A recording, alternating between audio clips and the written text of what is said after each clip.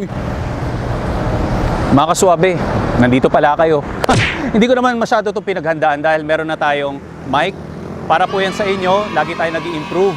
Anyway, nandito tayo ngayon sa Visayas Ave dahil dinala ko ang ating Camaro because, syempre, non-stop ang pagpapagwapo natin sa ating sasakyan. Kahit alam ko na some of you, Mustang at Challenger ang gusto nyo, okay? Tinatanggap ko na yung mga kaswabe. And before anything else, hindi muna kita i-convince mag-subscribe dahil pag bago ka, gusto ko mag-share muna ng service ko sa'yo. Later on kita ipapag-subscribe, okay? Nandito ngayon, alam niyo naman, I own a 6th Gen Camaro. Pero kagandahan yan, may pag-uusapan tayo maganda ngayon. Ang i-review natin ay kabilang sa top 10 na sports car dito sa Pilipinas. And mga kaswabe, top 4 to. Hindi ginawa tong sasakyan na to para makipag-drag race or para makipag-unahan. Ginawa tong sasakyan na to para makalusot sa traffic ng Pilipinas. Alam niyo naman, pag nasa EDSA, napakasikip. Etong sasakyan na to, mahilig siyang sumuot sa mga masisikip. This car was produced dahil sa utak ng isang Toyota and Subaru. Nagkaroon sila ng engagement, nagkaroon sila ng blood compact. Okay? Ang kinalabasan, isang Toyo Baru. Oh, may natutunan ka na naman ha? Toyo Baru.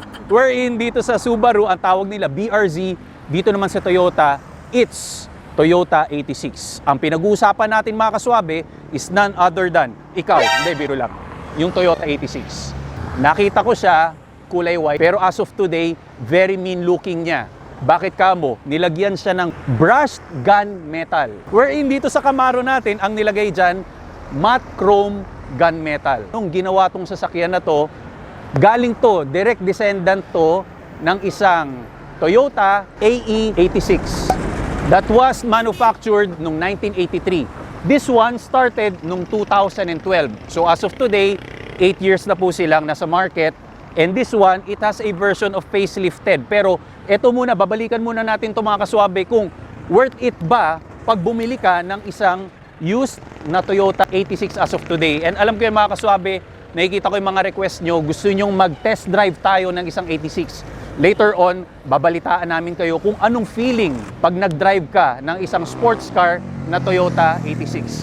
So, bakit pa natin pinapatagal ng mga usapan na to? Let's dive in. I-review muna natin ang exterior, interior, and later on, yung test drive na sinasabi natin.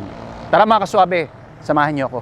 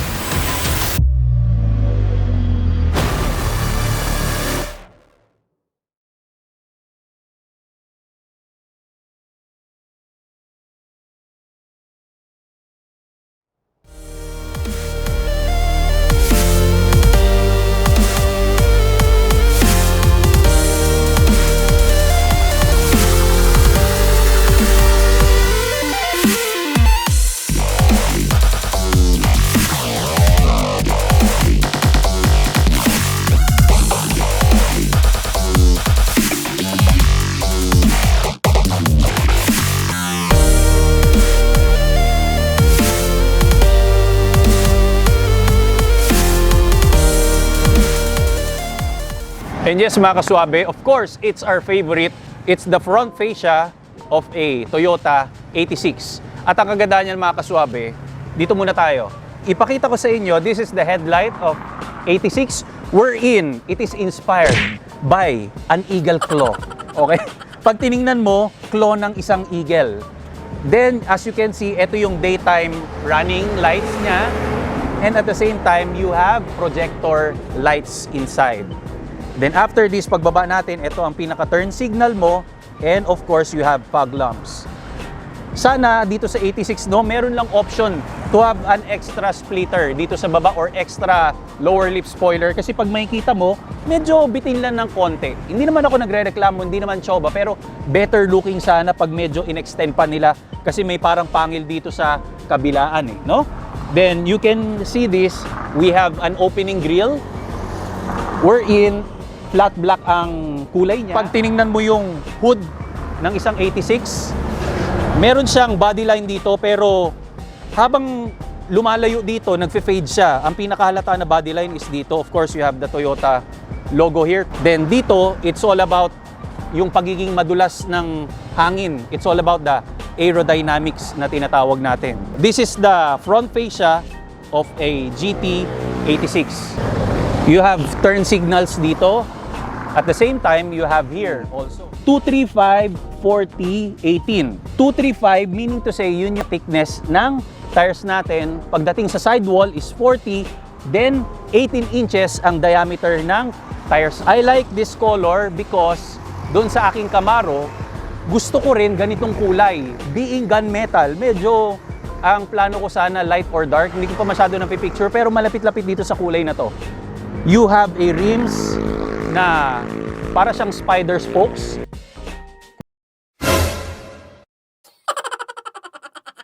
Hindi ko alam kung paano tawagin to. Hindi ko pa kabisado mga kaswabe. This one is not functional. Pero eto yan. I like the look kahit hindi siya functional kasi nagsisilbi siyang parang styling ng 86 and even yung DRZ, meron na rin silang sariling styling dito. Then you have the badge of 86. Of course, pag hinagod pa natin yan dito mga kaswabe, nothing new. Very simple side skirt. Same siya mga kaswabe. 235, 40, and 18. As we go along, ito yung rear fenders mo. Unlike the Camaro, doon, more on sharp edges siya. Dito, it has normal edge lang. Smooth edges pagdating dito sa Toyota 86 natin. Mga kaswabe, gumagano talaga yung kamay, no? Ano yan? Hinahatak. This is the iconic rear lights. Meron siyang slight changes dun sa pinaka-facelifted niya. Pero as of today, yan. Ito ang pinaka-nagtagal na generation ng isang Toyota 86. Then after that, you have a Toyota badge. Then you have a ducktail spoiler. It's a carbon fiber material. Very nice. Siyempre, plaka yan.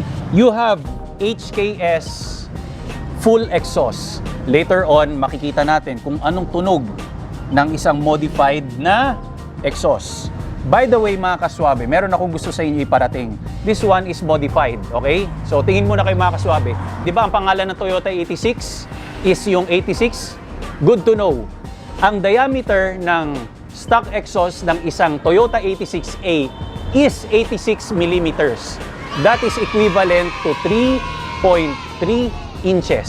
Pero hindi yun dun galing, hindi yun inspired dahil dun sa 86 na yun. Very aggressive diffusers wherein you have 86 simple body type sports car pero napaka-aggressive ng kanyang rear diffuser. May palawit dito, two-piece na very sharp looking yung edge ng rear diffuser na. So why don't we check kung ano ang nagpa-power up sa isang puso ng Toyota 86 natin.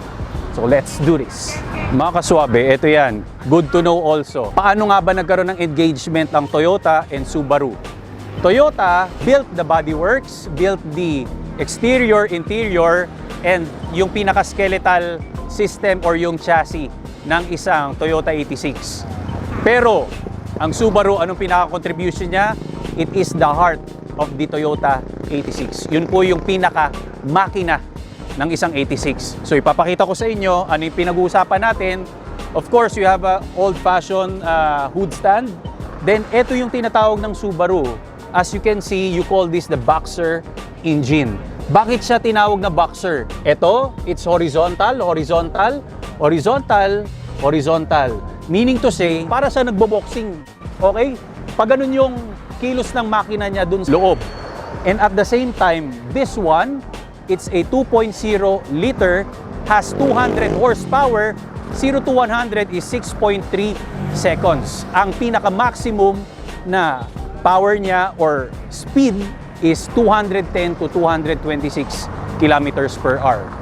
Yun po yung pinaka-specs ng isang Toyota 86 natin. Okay? So very nice.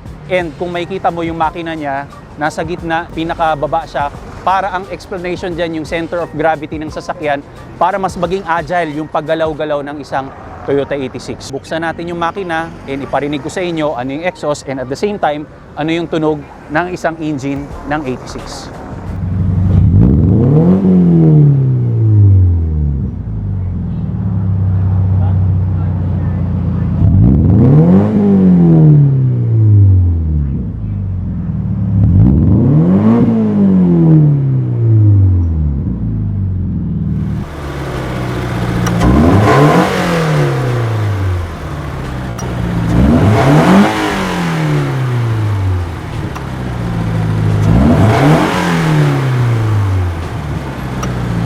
Anyway, dalhin kita dun sa door panel natin. Alam mo, very nice ang door panel kasi meron siyang red stitching. At the same time, may leather wrap siya. May dotted lines ka doon in between ng armrest mo. Then dun sa upper side ng door panel natin. So you have hard plastic lying dyan sa hawakan natin. Open and close, chrome material, brushed aluminum. You have speakers surrounded by leather.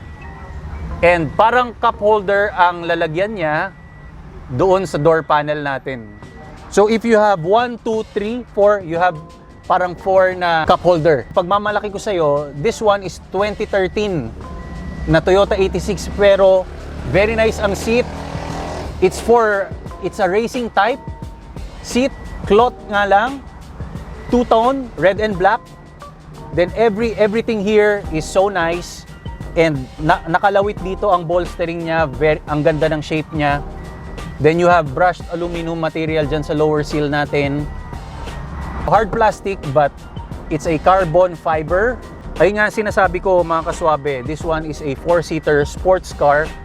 Siya ang pinaka-compact sa lahat ng sports car. Pwede ka dun sa likod, kaya lang make sure na willing kang mag-diet ng 50%. Okay? Kasi mahirap magkasya dun. Iilan lang talaga. Pawis-pawisan naman tayo mga kaswabe. Lagi na lang tayo on fire. If you see value, please subscribe. Wala ka nga lang armrest dito mga kaswabe. Check this out. You have cup holder, pwede mo tanggalin. Tapos you have big space dito. Actually, pwede siyang maging swimming pool ng mga ng mga ducklings. So ayan siya. May remote pa tayo. Then old-fashioned handbrake. This one is an automatic. 6-speed automatic. Of course, later on, dalhin kita sa business side natin. And you have sport mode, snow. There's no snow here in the Philippines. And for traction, red stitching in black leather. Ayun ang maganda dyan. Footrest, brake, and acceleration. Okay? So, dalhin lang kita rito. Yan. Bagay na bagay sa aking Converse. You have a manual gear to move forward. Sabi, pag muscle car or sports car, better pag ganito. Napakabilis gumalaw ng mga pangyayari. And ang sumunod po niyan, eto, manual din. Para pag magre-recline ka, okay, and mag-i-incline ka, napakadali lang ng space natin. This is the steering wheel of your Toyota 86. I like this dotted ang leather niya, leather wrap. Then you have, this one is plastic but it's fine. Ito ang script ng 86 natin, pero ang tsoba ko lang, sana hindi siya katulad ng ganito. Sana mas na-emphasize yung Toyota 86 katulad ng badge dito sa gilid sa front fender ng Toyota 86. Pag pinindot natin, of course, dito ang pangyayari lahat. Engine start. Then this one is very simple infotainment system.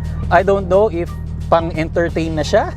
Okay, pero this one is a 2013 model wherein you have a continuation ng carbon fiber dito, and of course lahat ng mga configuration mo nandito na siya.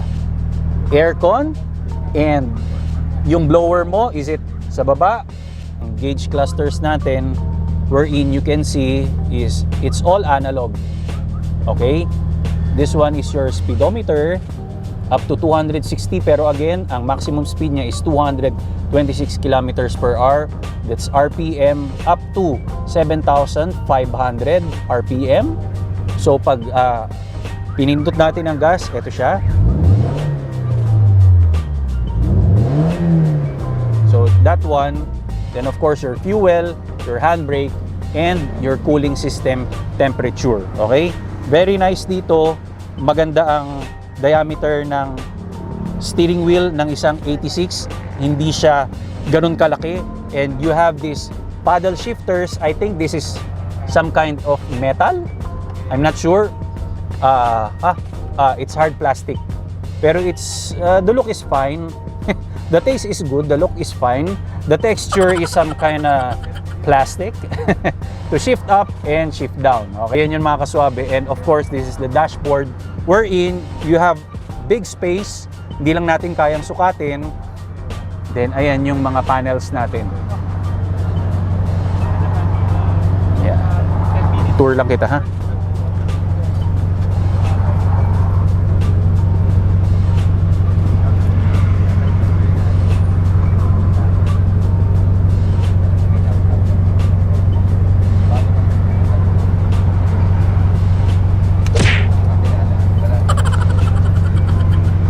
Sige lang. And here we are mga kaswabe, nasa Manobela tayo. Dananang. Dahil hindi sa atin ito mga kaswabe, nandyan yung may-ari. Buti na lang, they're very good. Okay? And ang sarap, naka-aircon tayo mga kaswabe. I like this feeling. Ay, Sir Bid, gusto mo seatbelt? Ako na lang. Sige, ikaw, seatbelt ka? Baka mabash kasi tayo.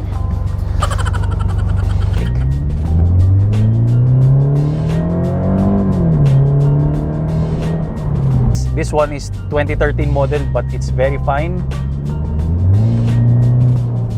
Gusto ko yung exhaust sound niya, HKS, good job. So medyo may lang no, may mga buhok-buhok lang kaswabe ha. Extension niya ng ng balbas ko, nilagay ko dito.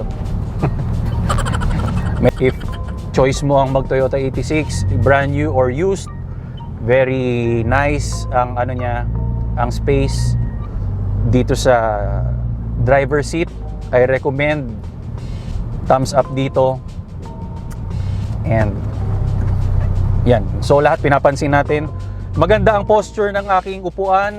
It's like very low but I'm driving an F-150. Ganun ang feeling. Ganito yung posture ko. Right posture ng pag-upo, hindi nakayukot. Malaki ang space. So turn tayo ng left. Even though I'm nasa 30s ako, I'm loving this 86. Yeah. Kasi baka akala ng iba dahil cheap siya, pang mga around 20s lang or bachelor lang, pwede pa rin. And Sir Obid, kumusta ang upo mo dyan? Di ba ang luwag, no? Maluwag siya. Tsaka ang ganda dito, yung bolstering niya, sakto sa sa pagka-sexy ko. And why don't we try yung manual, okay? So change muna tayo mga kaswabe. Yan. Putang ina, laki. Yun. Okay.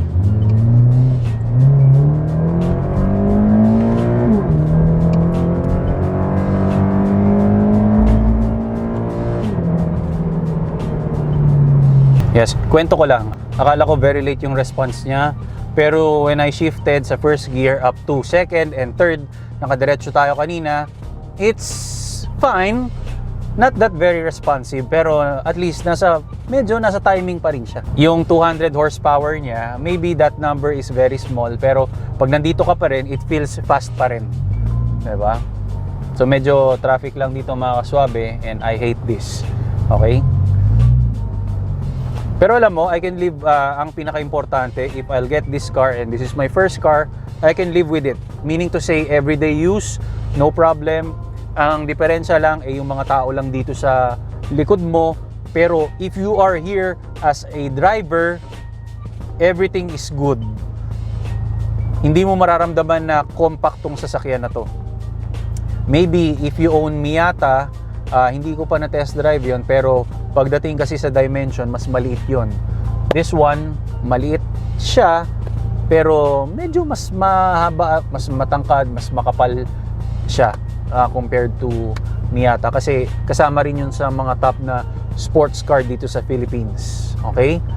And ayun, again, the visibility is very important. So sa akin, kahit ganitong drive lang, judgment natin dito, kaswabes verdict, if you will get a used car, syempre kailangan aralin mo muna kung sino may-ari, 'di ba?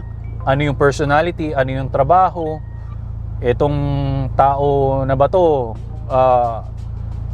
gimikero ba to? Kasi pag gabi, lasing at kaskasero. Hindi, biro lang yun, okay? Maganda rin siya. Actually, nasa around 1 million ang mga used car ng nasa around 2012, 2013, 14, maybe nasa ganong margin, okay? And kung wala ka pa naman family, wala ka pa naman anak, and being you a single, So, I recommend okay din ang Toyota 86 because meron naman talaga silang ginawang pangalan and it's Toyota.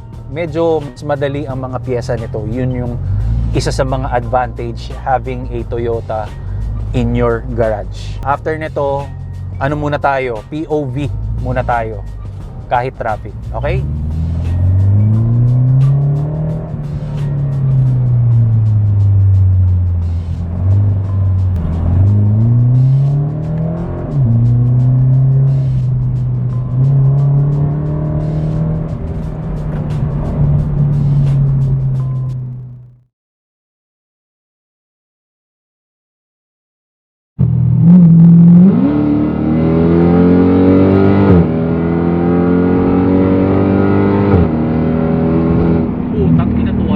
Shit.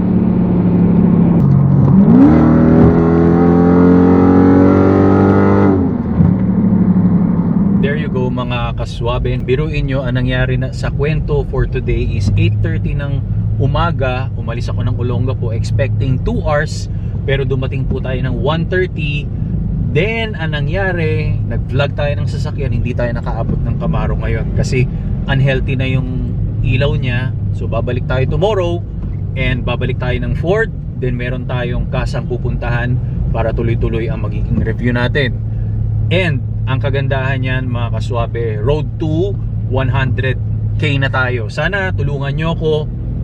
Plan ko rin mag-upgrade ng sasakyan. Pero as of today, Camaro muna ang panggigigilan natin. Don't worry kasi marami tayong ihatid. And tuloy-tuloy lang yung mga segment natin, yung Kaswabes advice natin every Sunday.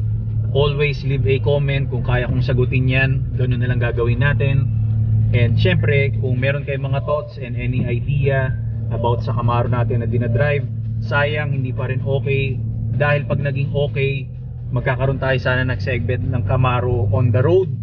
Yan yung mga dapat natin gagawin. Pag nakakita ka ng value and na-inspire ka, naging helpful, naging informative sa yung channel na to, please subscribe and tinitiyak ko magiging satisfied ka palagi dito sa ating channel. So again, it's me Rico Barrera for Rico Suave channel, and syempre don't forget to share our content. And lagi mong tatandaan, pag part ka ng Kaswabe team, malakas ang iyong dating. So dire-diretso tayo sa mga Suave car reviews. I'll see you in my next video.